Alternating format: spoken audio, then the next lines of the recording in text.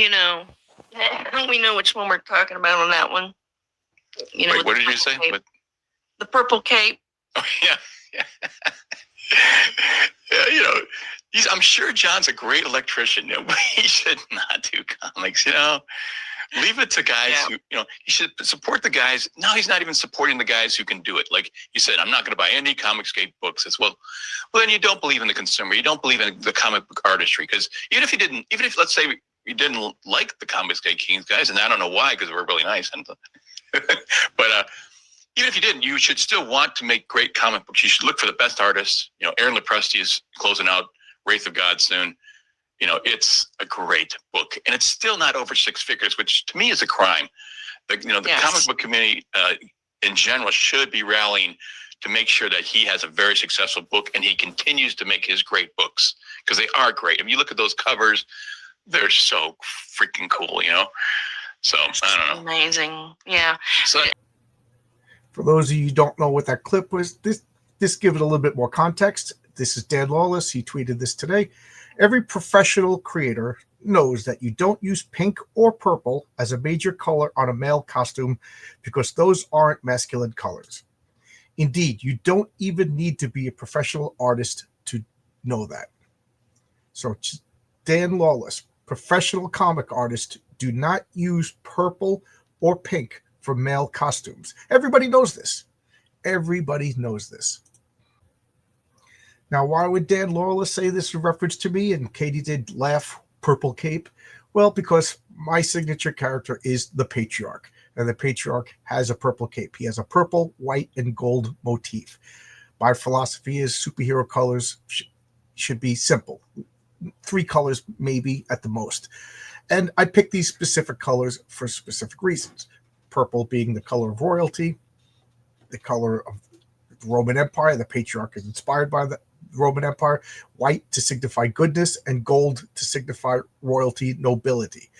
Now, he has a purple cape, which is, as every professional comic book artist knows, you don't use purple for masculine characters. And the Patriarch symbolizes masculinity. He's a father. He's a husband. He's a protector. He's a good guy. He's everything positive about masculinity. But I will give Dan points. I am not a professional comic book artist, nor am I a professional comic book writer. I'm a hobbyist. I'm an electrician by trade, and thank you, Dan. I'm a pretty good electrician. Thank you for admitting that. But I have one comic book under my belt, 40 pages. For those of you who've seen this, I'll put a link in the description. Heroic Tales. You can get it from my comic. And at the printers right now, Heroic Tales 2. So 80 pages in 1 year from a non-comic book professional, whereas there's other professionals who can't do that many pages in, say, 4 or 5 years. But that's besides the point. I am not a comic book professional. I'm a hobbyist. I admit it. Now, while I am a non-comic book professional, and I defer to the pros like Dan Lawlis, whose comic is amazing, by the way. What's it called again, Dan? What's your comic book called again? This amazing comic book that you made because you're a comic book professional. I'd like to get it. But anyway, I'm in the group of non-comic book professionals, the us weirdos who use purple for masculine characters. Characters like the Hulk, created by these non-professionals like Jack Kirby and Stan Lee. Or another non-professional character made by Jack Kirby, Stan Lee, called Galactus, who wears purple in some variations, pink in another variation. The ultimate destroyer, the ultimate force of the universe, ultimate destruction. Not very masculine, I would say, right? Then there's other non-professionals like Jim Starlin. He's not very professional because he used purple as a major color scheme for one of his masculine characters, Drax the Destroyer. And look at this fool. He even used a purple cape. Unbelievable. Unbelievable, the company that I keep. Us non-professionals who use purple capes and purple schemes for their masculine characters. Unbelievable. Would we never learn to be as good as Dan Lawlis's characters? And the tradition of purple in color schemes for masculine characters goes back to the beginnings. The Phantom, one of the earliest costume characters, purple. you can't get no more purple than the Phantom. Look at this guy. He wears a purple skin leotard. But this is just totally non-professional. Then we're back to those rank amateurs, Stan Lee and Jack Kirby, who gave Magneto a purple cape. Right? Katie did. Katie, purple capes are silly, right? Magneto, ultimate evil, oppressor of humanity, savior of mutant kind, as drawn by Jim Lee over here. Look how effeminate that looks, because it's got a purple cape.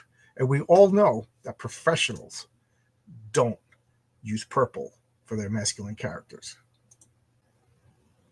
Here we got another, back to those rank amateurs, Stan and Jack, with Clint Barton, Hawkeye. Purple from head to toe. I mean, this is less purple than normal. This was the first.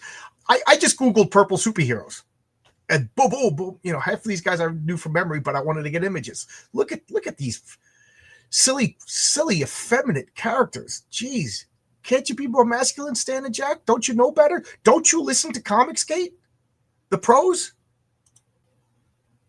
And now we're back with that guy who doesn't know what he's doing. Jim Starlin made the ultimate masculine destroyer, Thanos, old purple puss himself. What does he know? He only destroyed half the universe. He's got nothing. He's just a whimpering, effeminate crybaby. Kind of is, though, but that's besides the point. Oh, and let's get to this other amateur, Steve Ditko. What does he know? What does he know? He doesn't know what Comicsgate knows. Steve Ditko, if only he knew what Dan Lawlis knew, that you don't use purple on the Dread Dormammu. You know, who would ever listen to Steve Ditko? What does he know? Who is this guy? Rank amateur. Back to Stan and Jack. These guys, man, they should have got better jobs, because they put purple in the Wrecker. You know, one of Thor's main villains, you know, a construction worker. How effeminate, right? With the crowbar, just killing people and destroying buildings with this purple mask. Oh, God, I shudder to think, if only a professional like Dan Lawlis was here to tell Jack and Stan how wrong they were. And here we have a character that's purple and pink. Gambit from the X-Men. This guy's going to go nowhere. Completely wrong design. He's never going to be popular. Nobody's ever going to want to buy an action figure of a purple and pink male character. Jeez. I bet you this guy doesn't even date women. Oh, wait. Doesn't he date Rogue? Oh, God. Oh, man. I don't know, Dan. I'm starting to wonder about your wisdom here. And here's another one, created by, you know, Chris Claremont, Dave Cockrum, two other rank amateurs, non-professionals, because they made the ultimate, most powerful being in the whole Shi'ar galaxy, the Grand Imperator Galactus, Gladiator Galactus. Look at that purple guy. Could you get more effeminate than that? I mean, just because he could smash planets with his bare hands and just, you know, shoot lasers and fire out of his eyes and fly through space unaided, he's purple. He's got purple skin. Ooh. How unprofessional. And let's go to Image Comics in the 90s. Everybody loves Image Comics in the 90s. We got Maul over here. Purple color scheme over there. Look at that. Look how effeminate that is. Look how unprofessional that is. Nobody would like Image Comics. I mean, these weren't pros. Come on. Purple? I could go on and on and on. Look at this. A purple cape on the Prowler. Early Spider-Man villain. You know, created by Stan Lee. I forget who the artist was. It was after Steve Ditko. Was it John Romita? I forget. But look, purple cape on this fool. Doesn't he know about it? When is Stan going to take the advice of Dan Lawlis and not put purple capes and purple color schemes on these characters? And while we're at it, John Romita Jr., Sr., man, another amateur, non-professional, putting purple pants and a purple shirt on the Kingpin, on the toughest mafia enforcer in all of New York City, who could fight Daredevil and Spider-Man to a standstill. What's he doing putting purple on this guy? Ridiculous. So bad. Man, If only they listened to Dan Lawlis.